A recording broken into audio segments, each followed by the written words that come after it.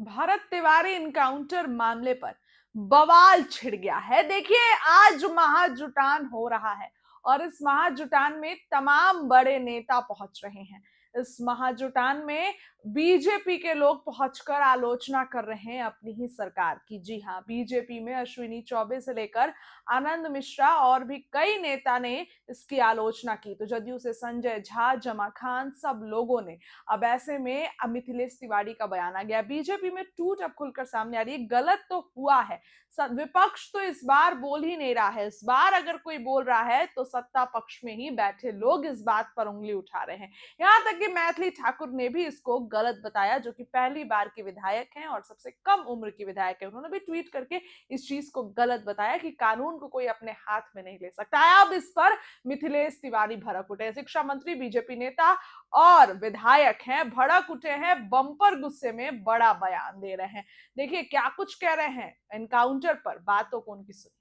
पंचायत बुलाई गई है। देखिए, बिहार के माननीय मुख्यमंत्री सम्राट चौधरी जी ने जिन जिन चीज़ों का डिमांड जहाँ जहाँ से आया, वो सब चीज़ों को उन्होंने देखते हुए न्यायिक जांच की भी घोषणा की। पहले पुलिसकर्मियों को भी सस्पेंड किया, अब डीएसपी को भी हटा दिया। मुझे ये लगता है कि सभी को इस बात को समझना चाहिए कि माननीय मुख्यमंत्री जी न्याय के साथ विकास पे काम में लगे हैं। और दूसरी बात कि जब न्यायिक जांच की घोषणा हो गई तो इंतज़ार सबको करने हैं कि न्यायिक जांच की रिपोर्ट क्या आ रही है, और एक बार जब रिपोर्ट आएगी तो दोषी पे कार्रवाई होगी। इसको लेकर के कहीं का माहौल बिगाड़ना, लोगों को उकसाना, इन सब चीज़ों से सबको बचना चाहिए। बागेश्वर बाबा भी इस पर जांच की मांग। बागेश्वर बाबा की भी पीड़ा सामने आई है और हमसे भी उनके लोगों ने बातचीत की है और हमने एकदम स्पष्ट कहा है, क्योंकि हमारी लगातार इस घटना को लेके, जिस दिन घटना हुई उसके अगले दिन से ही मैं लगातार माननीय मुख्यमंत्री जी के टच में हूँ। लगातार उनसे मेरी बात हो रही है और जो जो चीज़ माननीय मुख्यमंत्री जी कर रहे हैं वो सराहनीय है।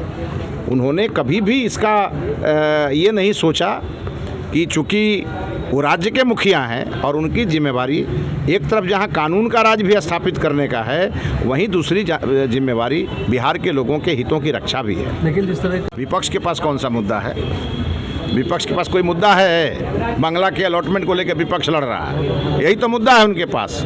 और हम बिहार के और देश के गरीबों को घर मिले, प्रधानमंत्री आवास मिले, उसके लिए हम लड़ रहे हैं। और वो राबड़ी देवी को बंगला मिले, उसके लिए वो लड़ रहे हैं। हुआ होगा या हुआ है जो प्रथम दृष्टया दिख रहा है, सरकार उस पर कार्रवाई कर रही है। अब न्यायिक जांच की घोषणा हो गई तो एक बार न्यायिक जांच की रिपोर्ट तो आने दीजिए।